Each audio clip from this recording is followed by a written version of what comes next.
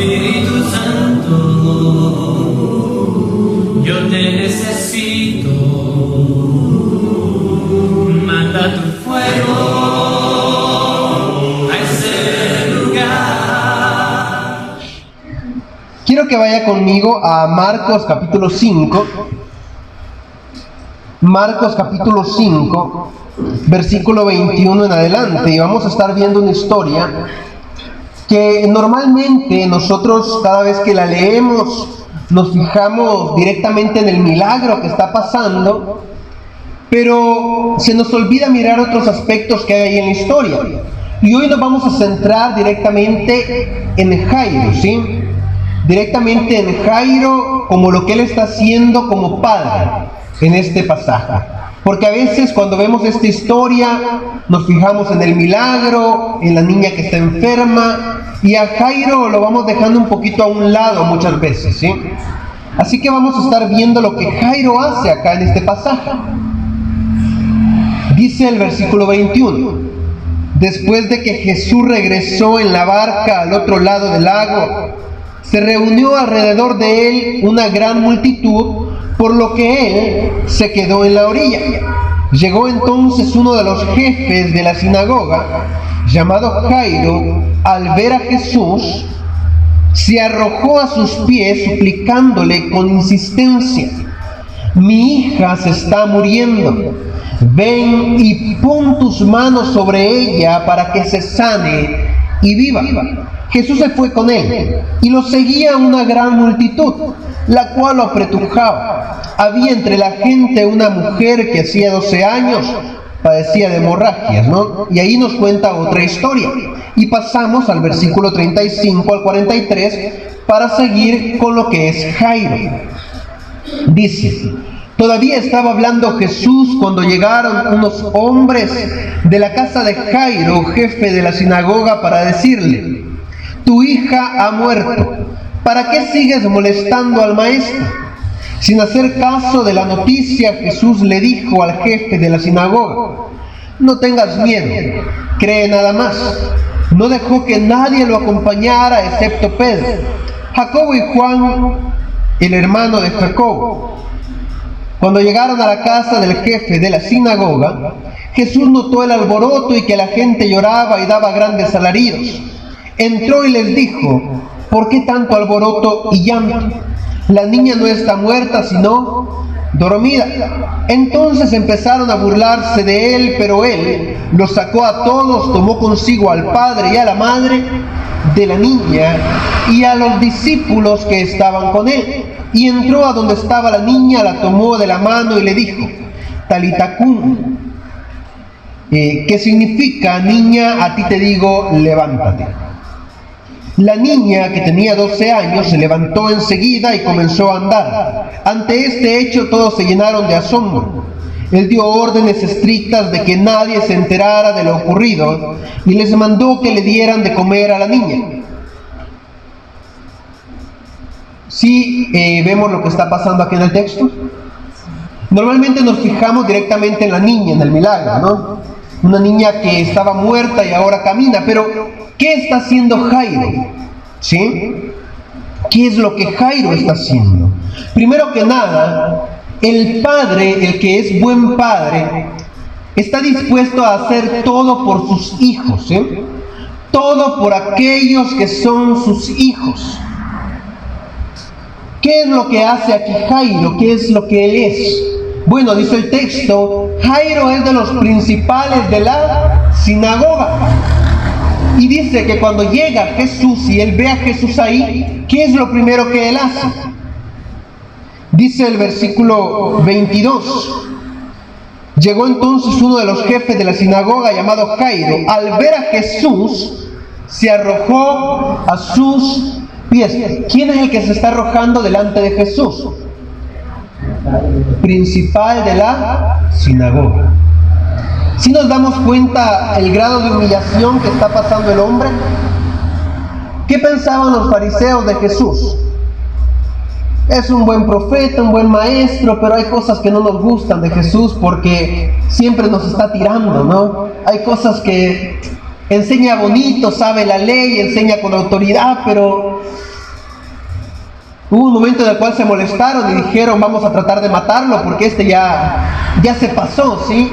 Ya está hablando cosas que no nos gustan demasiado. Y aquí tenemos a Jairo viendo a este Jesús, que es un gran maestro, un gran profeta, un gran enviado de Dios, pero que no es tan querido por todos los líderes, y pone en tela de juicio su propio liderazgo como ministro de la sinagoga, como principal de la sinagoga, y se tira delante de Jesús a los pies de él. Jesús no era muy querido por los principales de la sinagoga. Este hombre está poniendo en riesgo su propia posición delante del pueblo con tal de buscar una sanidad para su hija. ¿Sí? El que es buen padre está dispuesto a todo, le da igual. Miren, hay padres que van a los hospitales y pueden tener un carro muy bonito, que vienen de un buen trabajo, pero cuando su hijo está enfermo, le suplican a los doctores. ¿Por qué? Porque necesitan que su hijo está bien. Les da igual que el mundo los vea llorar. Ay, es que el profesor, el abogado le está llorando al doctor. A ese padre en ese momento eso es lo que menos le importa, ¿sí? Es lo que menos le interesa. Ay, es que el abogado, el juez, no. Él lo que está pensando es, mi hijo está muriendo y necesito ayuda. Y es lo que está pasando acá este principal de la sinagoga. A él no le importa que el mundo lo vea arrodillarse delante de otra persona. Él llega delante de Jesús, se tira a sus pies y le dice, mi hija está muriendo. Al que es buen padre no le importa humillarse con tal de buscar que sus hijos estén bien. Y quiero que vaya conmigo al Salmo 103, porque quiero explicar bien lo que es hacer todo por nuestros hijos, o lo que sería lo que Dios hace por nosotros, ¿sí? Que es hacer todo por nosotros como hijos de Él. Salmo 103, versículo 13, dice así: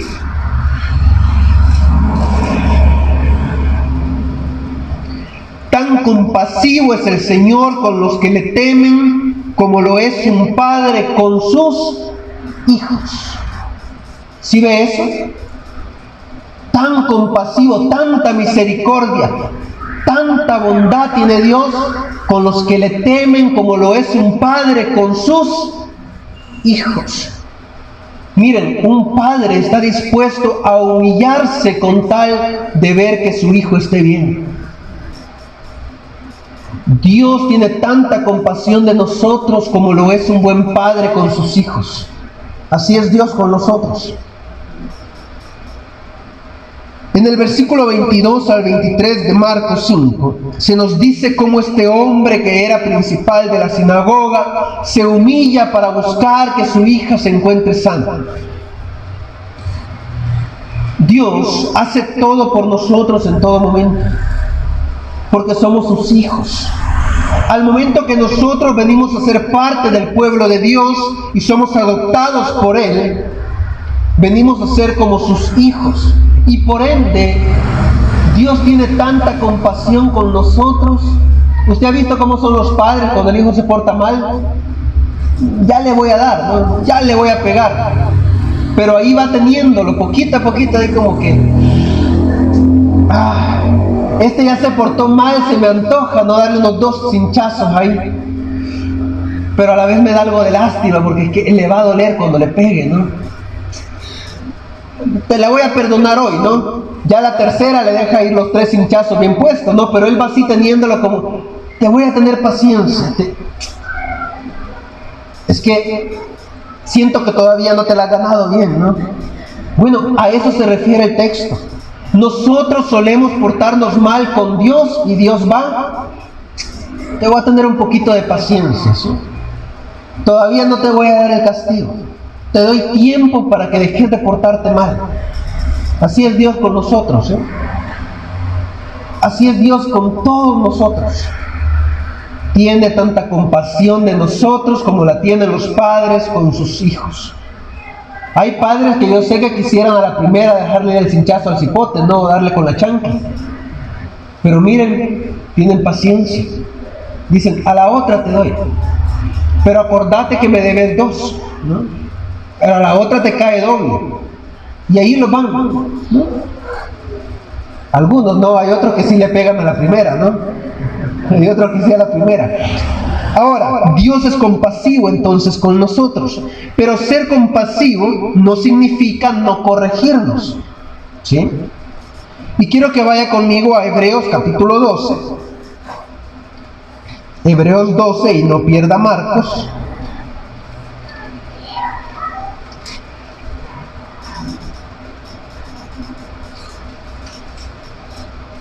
Hebreos capítulo 12.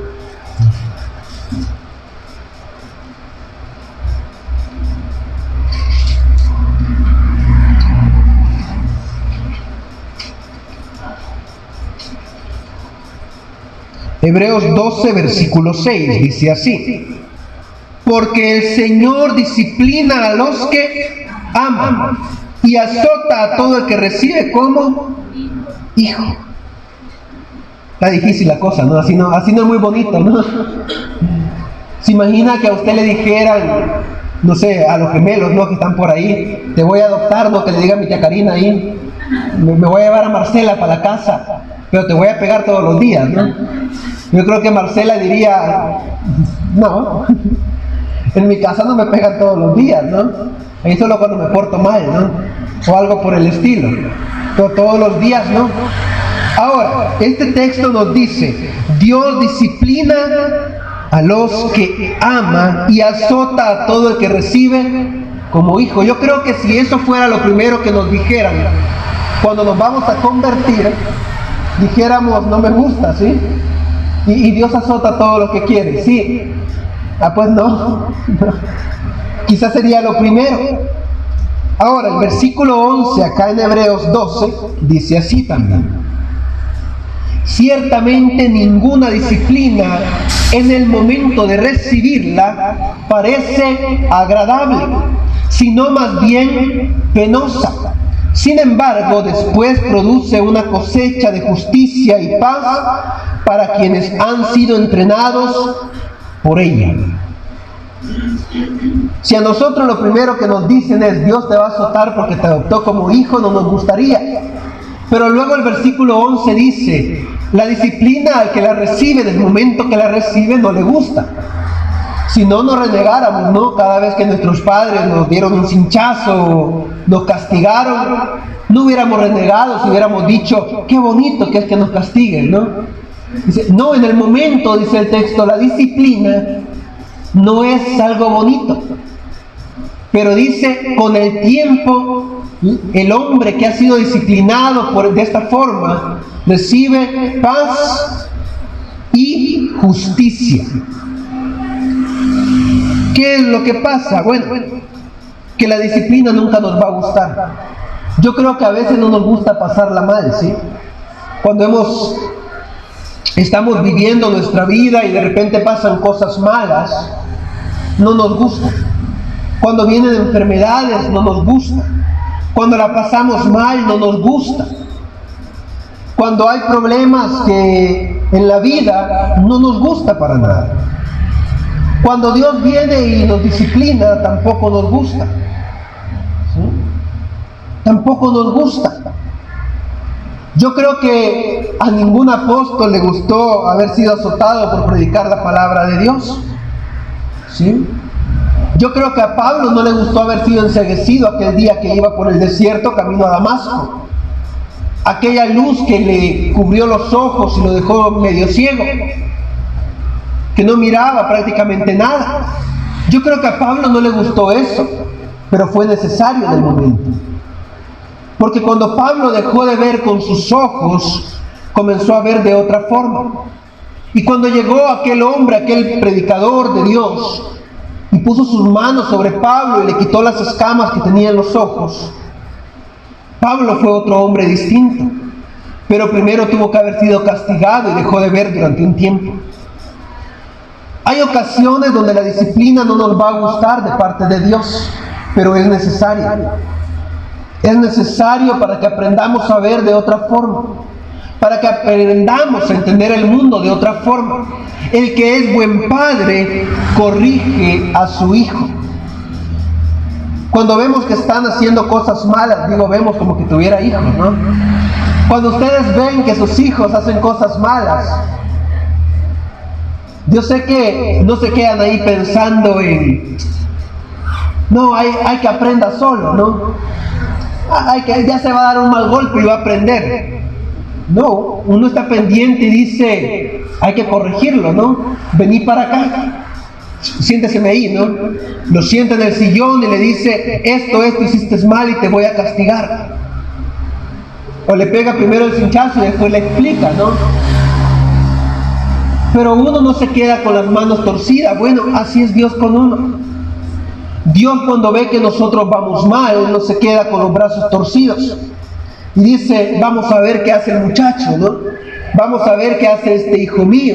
Aquí me voy a quedar esperando, ¿no? A ver a qué hora se golpea. Dios no hace eso. Dios nos corrige y no nos va a gustar. La disciplina de Dios en el momento no nos va a gustar. Pero dentro de 5 años o dentro de 3 meses vamos a decir, realmente lo necesitaba. Realmente necesitaba que Dios hiciera esto conmigo. Y quiero que vayan esta vez a Proverbios capítulo 14, versículo 26. Y esto es lo otro que hace un buen padre. Lo primero es lo de Jairo. Humillarse, un buen padre lo hace porque tiene compasión de nosotros. Un buen padre corrige a sus hijos. Y es lo que hace Dios con nosotros, aunque no nos guste. Y Proverbios 14, versículo 26, nos dice lo siguiente. El temor del Señor es un baluarte seguro que sirve de refugio a los hijos. Dios es el alfarero, pero este papel también lo tenemos que desempeñar nosotros. Jairo tuvo el ejemplo de ir a buscar a un maestro al que iba a sanar a su hija, y créame que estoy seguro que esa hija creció pensando en lo que su padre había hecho y en la forma en la cual su padre había ido a buscar a otro, y esa es una luz que iba a alumbrar su vida, de la misma forma que debe alumbrar en nuestra vida lo que Dios hace por nosotros, hasta tal punto de sentir la presencia de Dios en nuestra vida como un refugio. Vea lo que dice al inicio de este texto. El temor del Señor es un baluarte seguro. Un baluarte, una columna, un pilar, una llama que se ve de lejos. Eso es el temor a Jehová. Eso es el temor del Señor.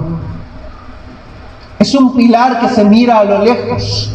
Es algo que no se mueve, algo que está firme.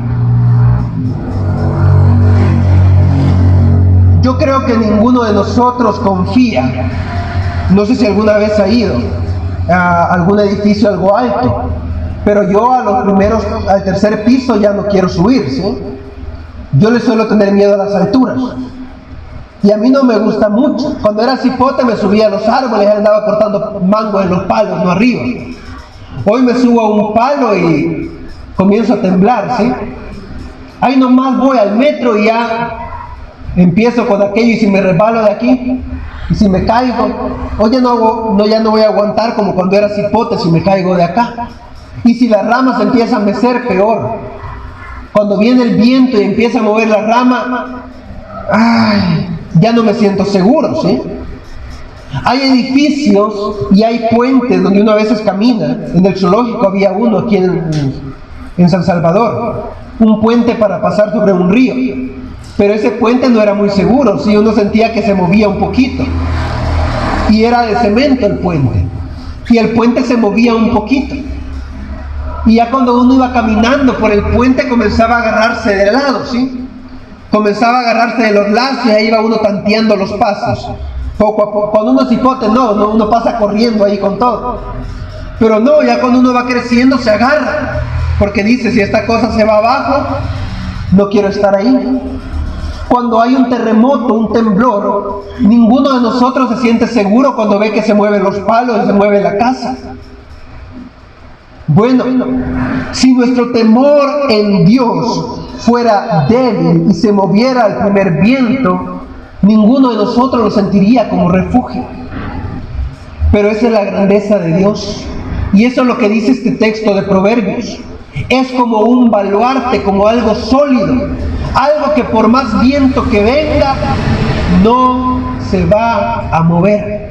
Y por eso es que dice el versículo, sirve de refugio a los hijos. Porque ningún hijo se siente cómodo en un lugar que se tambalea. Y la presencia de Dios en nuestra vida no es algo que se está tambaleando a cada rato. No es algo que vemos y sentimos que se va a venir abajo sobre nosotros. El lugar menos seguro durante las lluvias son los árboles. No sé si se han dado cuenta. Pero en cualquier momento le pega un rayo y le cae encima a uno una rama. Nadie busca un árbol cuando está lloviendo. Aquí me voy a quedar. No, la gente sale corriendo abajo de la lluvia y dice, cuando llegue a la casa ya me cubro, ¿sí? Pero nadie se queda mucho tiempo abajo de un árbol esperando a que pase la lluvia. Cuando uno ve que hay rayos, sale corriendo a la primera. Porque uno sabe que el árbol no es muy seguro. Pues la presencia de Dios en nuestra vida es diferente a eso. Es todo lo contrario. Es un lugar donde nos sentimos tan seguros que no importa la tormenta que esté pasando, yo ahí me siento seguro y protegido, como en un refugio. Así debe ser la presencia de Dios. Recuerdo que un día fuimos a Guatemala y pasamos a un fuerte que había de esos viejos, del año 1500 y algo. Y si usted ve ese fuerte, las paredes se miran bastante sólidas, son de piedra. Pero piedras son rocas completamente puestas ahí como casa.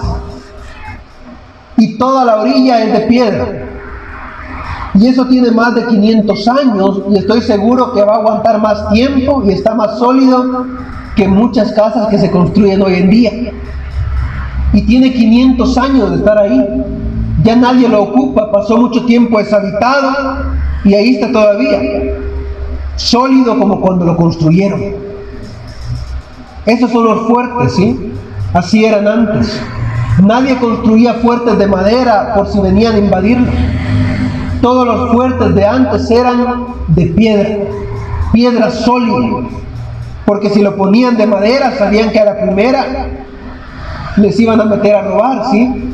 Los iban a invadir, los iban a matar en aquel lugar. Dios en nuestra vida es un fuerte completamente hecho de piedra sólida. Y quiero que vaya conmigo al último texto. Efesios capítulo 6.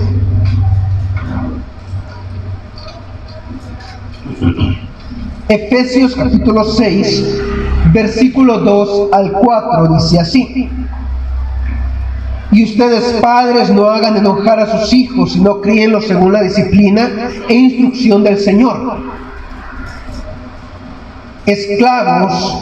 Versículo 2 al 4. Honra a tu padre y tu madre, que es el primer mandamiento con promesa, para que te vaya bien y disfrutes de una larga vida en la tierra. Y ustedes, padres, no hagan enojar a sus hijos, sino críenlos según la disciplina e instrucción del Señor. ¿Cómo es la instrucción del Señor en nuestra vida?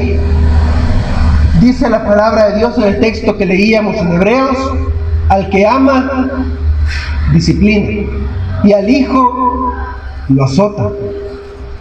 Ahora, eso no quiere decir que hay que pegarle a los hipotes y que Dios nos pega a nosotros a cada rato, ¿sí? Sino que Dios tiene paciencia con nosotros, pero nos sabe disciplinar en el momento indicado. Y es un ejemplo para nuestra vida de cómo nosotros tenemos que andar. Y usted va a decir, pero si yo no soy padre, posiblemente, o mis hijos ya están grandes, ¿no? Pero también se refiere a nosotros como cristianos. Aquellos que ya tienen tiempo de estar en la iglesia tienen que ser padres para los nuevos, para aquellos que son tiernitos en la fe. Y dice saberlos guiar de la forma adecuada. Nosotros como hijos también tenemos que honrar a nuestro Padre Celestial en todo momento. No solamente a nuestros padres terrenales, ¿sí?, sino a nuestro Padre Celestial también. Y dice el texto, para que sea de larga vida en la tierra. A veces interpretamos ese pasaje como que voy a vivir 200 años, ¿no? No sé quién quisiera vivir 200 años aquí. 300 años, ¿no? Ay, para seguirme amargando, ¿no?, con los problemas de este mundo, con que el alcalde no arregla la calle, con que para vivirme peleando con que el chucho del vecino vino aquí enfrente de mi puerta, no hizo sus necesidades y yo iba saliendo y me paré en eso. 300 años peleándome con el vecino por el chucho. No sé, posiblemente usted diga, no, así no. Bueno, lo que el texto quiere decir no es que vamos a vivir 200, 300 años, sino que dentro de un tiempo la gente va a decir, ¿te acordás de fulanito? Sí, buen cristiano era, ¿no? Ahí está todavía la iglesia de él, mira. Ahí están todavía los hermanos, igualitos siguen. Lo mismo que dicen de nuestros padres, ¿sí? Cuando miran a alguien, me gusta mucho recordar cómo era mi bisabuelo. Yo recuerdo que de él allá en el refugio lo conocen bastante, ¿sí? Son los hijos de don Mauro. Así era como lo conocían a la gente allá. Armando, el hijo de don Mauro. Joaquín, el hijo de don Armando. Noemí, la hija de don Armando. De don Mauro, perdón.